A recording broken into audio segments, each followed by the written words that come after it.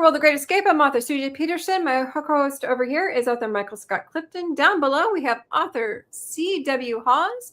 We're talking about sci-fi today. Before we get there, Mike, how is it in your author world this month and heading into the next few? Well, I'm excited. I've about finished with my latest book, and I'm good for about a book a year. I've got a really great critique group. And so we sort of slog through it as with each other's stuff. So it's kind of a pace I'm used to. So, but I'm really excited about it. It's a pretty good book. The title of it's going to be The New Year's Man, and it's going to be kind of very very similar to Pringle Prawn. It involves fairies and things. So and I'm really excited about getting the wrap done on that and moving on to the next book, which all authors, we're all like that. It's like you take a deep breath when you finally finish. Of course, then you have to get a book cover, you have to get it formatted, you have to get it, published, etc. But it's just getting the last word done is always one of those moments, you kind of cherish. So I'm looking forward to that. We're going to be on vacation next week. So Myrtle Beach, South Carolina. My brother and sister-in-law live down there. So we're looking forward to having some, family time and relaxation, getting away from the hot, humid East Texas to go to the hot, humid, but beachy Myrtle Beach area. Of course, have the Mississippi Comic-Con coming up. It's one that we've been to, it's been like last 6-7 years in a row. That's in Jackson, Mississippi. And that's going to be in June 26th, 27th, 28th. It's a 3-day con. And of course, you'll talk about this a little bit more. CJ, the East Texas Comic-Con is going to be in July. And then real busy August with Bell County Comic-Con. There's a author fest that'll be going on at the Walworth Library in Greenville, Texas. I haven't been to that one in several years, but I wanted to get back because I like being able to rub shoulders with other authors that that write all different kinds of genres. A good time and a good place to make connections with people like that. And then, of course, again with which you'll mention, CJ, the Piney Woods Comic-Con, which will be at the end of August. And then September, I've got other Comic-Cons and things as well. But looking forward to all that. Like I said, I'm really excited about finally getting toward the last 5 or 10% of the book, my book, The New Year's Man, and being finished. Nice. Awesome. Well, I am working on one that is a collaboration of multiple authors called The Alathians. I don't know if you remember me talking about it last year, where I was teaching a group of young authors at a writers' conference. Mm-hmm. Well, we got together with them, and it's an anthology where each person writes a chapter. And so book 1 is almost done. That's a fantasy, and it has to do with dragons. That one is almost done. I'm hoping to publish the first book for that one in August, and the proceeds to that go to help a scholarship for the Christian Writers Conference that I taught at. So hopefully that book 1 will be done soon. The trilogy I'm working on, which has the co-hostesses from Magic Making Mischief are in it. That one is hopefully almost done. I hope to publish that starting next year. So that's almost done. And mine do step backwards. My covers are already done for all of those. So you know me, I do those first, and I get kind of inspiration from those. But we have Kimo Kawaii this weekend, where I will be selling my books and covering it for Magic Making Mischief. And yes, I finally got my outfit. So we will be doing, Super Heavy and I will be doing our Star Wars cosplays, debuting those this weekend. We'll be there for Saturday only. That will be at the Lone Star Convention Center in Conroe, Texas. So we'll be debuting our Star Wars cosplays. Super excited. I will have my purple lightsaber. He will have his blue one. Those are the choices that we chose for our lightsaber colors. And if you look those up, you will understand why we chose those colors. We will be there for June 6th only. This starts my birthday month, so everything's super excited. So my birthday month celebration. Yes, I do celebrate all month long. So I'll be seeing some friends in June. I'll be seeing my brother and sister-in-law starting tomorrow night. I'll be celebrating with some friends on Friday night. Like I said, I'll be celebrating with lots of people on Saturday, creating all sorts of mischief around Kimo Kawaii. So super fun for that. Wow. And then I'm going to be promoting this because I happen to love it. Stargate SG-1 is one of my favorite fan things to watch. And I don't know if you can see them. Let's see if I can do this right this way. Move my head the right way. Move my finger the right way. Right here is a picture of Corin Nemec that is autographed. And he will be on Magic Making Mischief next Tuesday night at 7 o'clock, which is our other podcast. And I am so excited. So if you happen to watch it, it will be at 7 p.m. Central Time. And then we'll be on my YouTube channel. So check that out. I am so excited for that. You have no idea. I am ready to burst. So many sci-fi geeks, come watch it. Again, he is right there, right next to Michael Shanks. And also Richard Dean Anderson is right there. Christopher Judge is right there. Minute Tapping is right there. So yes, have all the Stargate people right there. But Corin Nemec is right there, and he will be on next Tuesday night at 7 p.m. Central Time. Magic Making Mischief, and I'm ready to burst. Makes my birthday month celebration so exciting. So yes, ready for that. But yes, Kimo Kawaii on Saturday. I will be selling books there and covering it for Magic Making Mischief and debuting our Star Wars cosplays. Super excited for that. It's a tough job, but somebody has to do it, right? I mean, yeah. So, creating mischief everywhere. That's our job. Hey, can I do a quick pitch for the Northeast Texas Writers Organization? I should have done that earlier. Hold on, let me finish. We have East Texas Comic-Con, which will be... Oh, that's right. That's right. Yeah. You missed that one. Which will be July 18th and 19th in Longview, Texas. I will be running the floor for that. Mike will be there for that one. And yes, he did miss that one. He'll be there for that. And then on August 29th and 30th, mark your calendars for Piney Woods Comic-Con in Lufkin, Texas. And then in Victoria, Texas, it's already been announced, we will be doing on the 19th and 20th is Victoria Fan Fest in Victoria, Texas. That's already been announced as well, so I'm allowed to announce that one. Mark your calendars on the 19th and 20th in Victoria, Texas for Victoria Fan Fest. I'll be running the floor on that one as well. So as more pop up, I will be happy to announce those. You can mark your calendars for those as well. Go for it, Mike. Well, I was just going to say the East Texas Comic Con, which is in Longview, is super. It's a super great Comic Con. Done it last 2 years in a row, maybe or is it 3? But it's a great opportunity if you live in East Texas. Haven't been.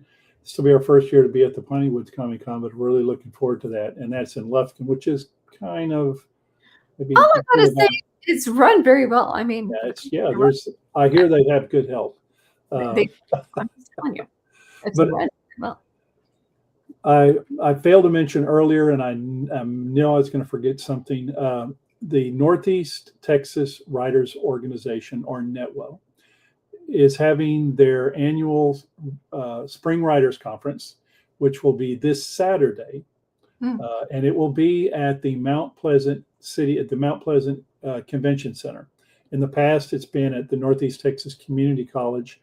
This year, it will be at the Convention Center, the Civic Center, or Mount Pleasant, and it will be this Saturday. There's still time to register, and you can go online to the NETWO or website, Northeast Texas Writers Organization, and you can register on the website, or you can even show up in person and just register at the time. But they have a great lineup and some great speakers. CJ's actually presented at it several times.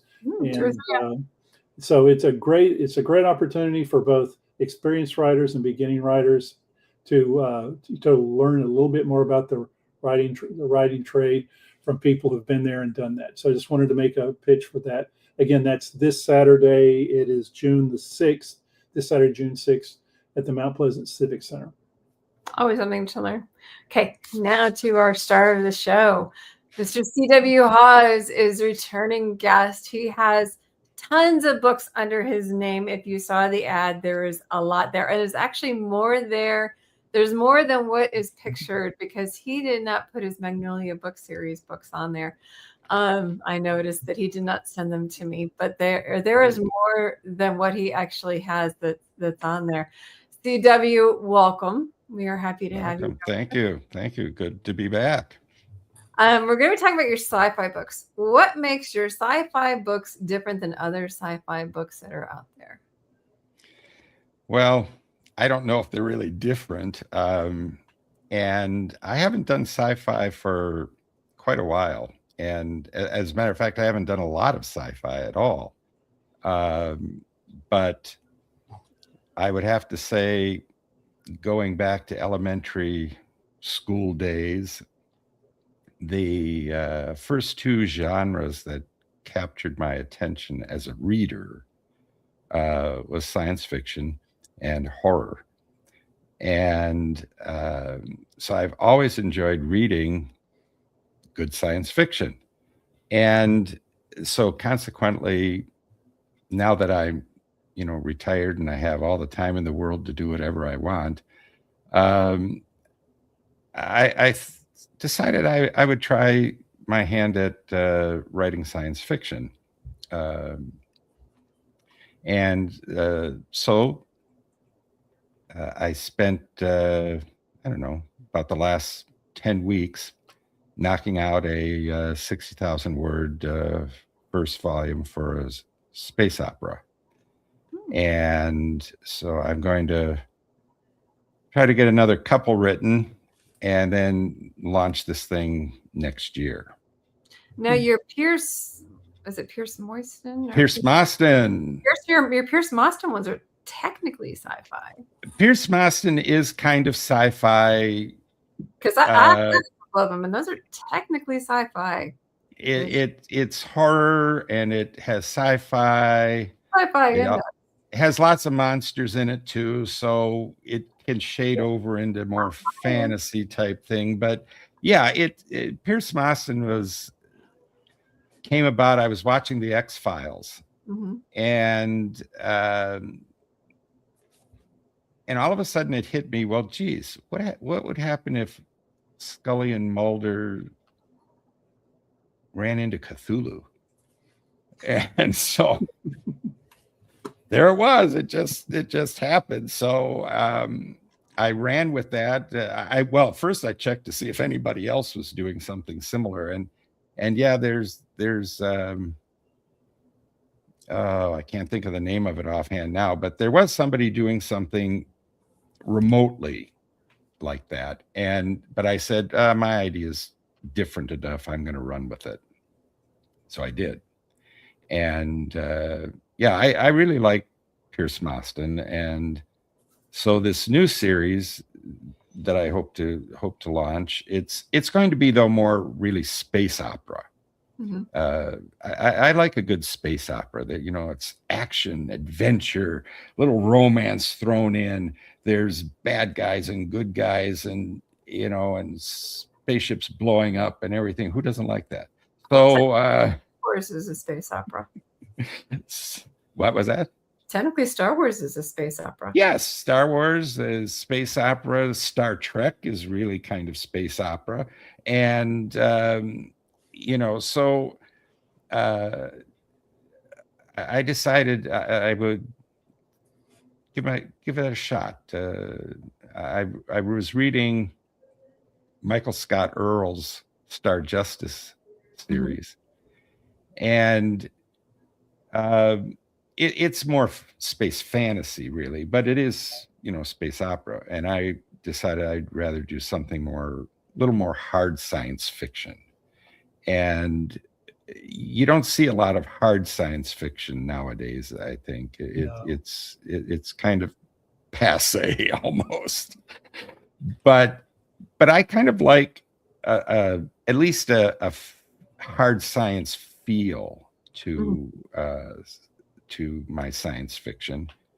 And so I that takes a lot of research, and I cheated and I used Grok to to do a lot of the brainstorming on the world, because the nice thing about LLMs, I know they get a bad rap, and everybody, seems like everybody's hating on them right now, but quite honestly, if you use them correctly, I think they can be a big time saver. And I found that just engaging in a conversation with Grok and bouncing different ideas off of him, getting a reaction, countering that reaction, because they're almost like human, they make all kinds of mistakes. Right. And so when you use one, you don't take everything with a grain of salt. They actually work better if you engage them in a conversation like you're talking to a person. And then you can bring up where, well, I don't know if that's quite right. I'll go back over and say, yeah, you got a point there, and corrects itself. So, I started doing things about planets, about extrapolating how people might change in 3,000 years, because my story is set 3,000 years in the future, 51st century. And, how would people change? Well, physically, we aren't probably going to change because it's not enough time for any evolutionary development. But technologically, we may change a lot. And looking at current... changed a lot even in 100 years. Right. Well, yeah, you're right. And so, looking at what we're doing today and then extrapolating that out into the future, this is where I found that using Grok helped to put that trend, punch it out into the future, what people might look like. Mm-hmm. And so I found it exceedingly helpful. And I'm a pantser, so I don't usually do a lot of research on anything. I do it as I go along. But because I haven't done anything this big in this science fiction field, I decided that I needed to get some background and do some world building stuff first, and then go in and start writing. And then as I write, of course, questions are always coming up. So then I do more stuff on it. But I think the first book is kind of fun, and I like it. And so I'm going to look, knock out another couple, and we'll see what happens and if readers like it. So as a pantser, do you, of course, we're both huge pantsers as well. But do you have a general idea of your story? Do you have a general idea of the characters, starting, ending, or is it a? I mean, I know you have to have a starting point somewhere. I guess what I'm asking you, just how blank is the slate once you? Well, blank, because some of us are a little more blank than others. Well, one of my writing mentors is the old pulp fiction author H. Bedford Jones. He was called King of the Pulps because he produced so much, stories, so many stories. And Bedford Jones would sit down at a typewriter with a blank sheet of paper and start typing. That was it. That was his planning right there. Now, it helps when you write genre fiction because every genre sort of has a pattern that it follows. Mm-hmm. So you don't necessarily need to do a lot of thinking about storyline. You sort of have that there.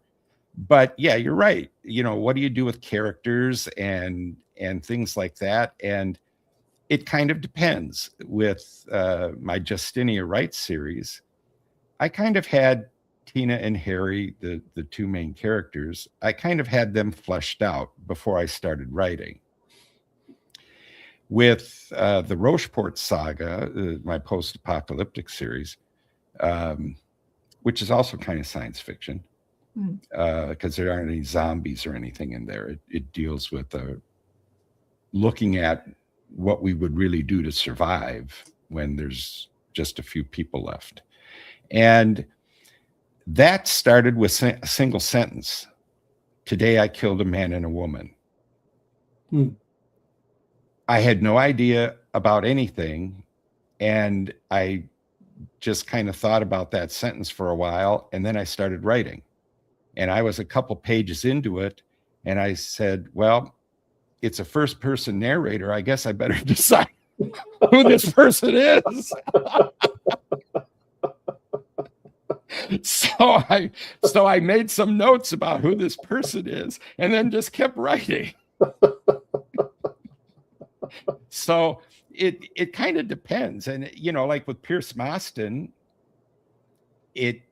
I kind of had the X-Files sort of in the back of my mind here. And I said, well, I guess instead of the FBI, I'll create an uber secret government agency whose purpose is to protect us from Cthulhu and all of his minions, Mm-hmm. So I did have a little bit of Moston and his partner, Dr. Dottie Kemper, in my head. And of course, I had the organization, and the head of the organization was very sketchy. Dr. Rafe Barden basically was his name, and he was a little round Englishman who smoked a pipe. And that was about it. But as the series has developed, those characters have grown, and there's a story arc for those main characters throughout. Well, it's now 9 books, because the 9th book, I hope to do the Kickstarter in July on that one. But there's a character arc, and yeah, you can pick up anyone and read it. But if you start at the beginning, then you have the advantage of seeing the characters develop as they go along. And but yeah, it just kind of depends, It with this space opera. I don't want to give the title, because many years ago, before there was Kindle and everything else, and we still had brick and mortar bookstores, an author, and I don't even remember who the author was, the author said, if you have a good title, don't tell anybody. I agree. I do not even give away my title. I give away nothing until it's published. Yeah, right. Because somebody can take that title, because you can't copyright them and publish before you. So but with the space opera, as I said, I did a lot of world building stuff because I wanted it more hard science fiction, and I'm not a real sciencey person, quite honestly. I mean, I like reading kind of hard science fiction, but I'm not into hard science stuff. So I had to do some world building there. But when I sat down to actually write the book, I just had that blank sheet of paper in front of me and said, okay, where am I going to start this story? Okay, there's a derelict spaceship, and the main character is a salvager, and he's going to try to salvage this derelict spaceship. That's where it starts. And wow. And so it just unfolded from there. Mine's like watching a movie in my head, and it just goes like that. Is that what? Yeah. Well, what I kind of see it as is, it's like reading. You uncover the story every, each paragraph as you read. Well, as a writer, I'm uncovering the story with every line that I write.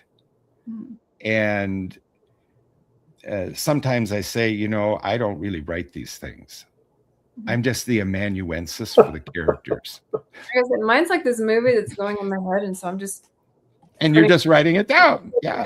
In my head is just what it's going on. Yeah. So do you? I know that with us Pantsers, sometimes, like I said, it's nothing is set, everything's fluid. But I do find that the more I've written, the more experienced I've become as a writer, as a pantser.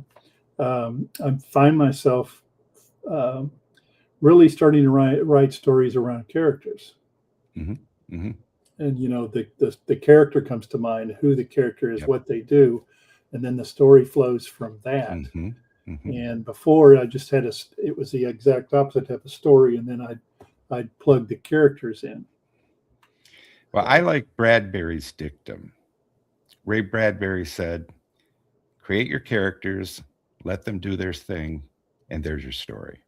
The characters take over. I mean, they know what they're doing more than we do half the time. Right. That's why I said I'm just the amanuensis writing down what they're telling me what to do. I mean, you kind of have to be slightly schizophrenic. I mean, Slightly. We have a few minutes left. Is there anything you want to add? Well, I just I would like to say that you can keep an eye on my X profile there, or my well, even on Facebook. I don't do a lot on Facebook, but or my website. And the best thing would be to join my mailing list, but which you can do off the website. But I'm planning a Kickstarter for right now for July. This is my very first rodeo with Kickstarter, and I've discovered that there are a heck of a lot of moving parts, and so I'm planning it for July, and so that really means by the end of June I need to actually submit to Kickstarter for approval. So I'm hoping to pull everything together for that this month. So you can, like I said, you can check on X or Facebook or the website. And what is your website? Because I don't have your website up. The website is very simple. It's cwhawes.com. www.cwhawes.com.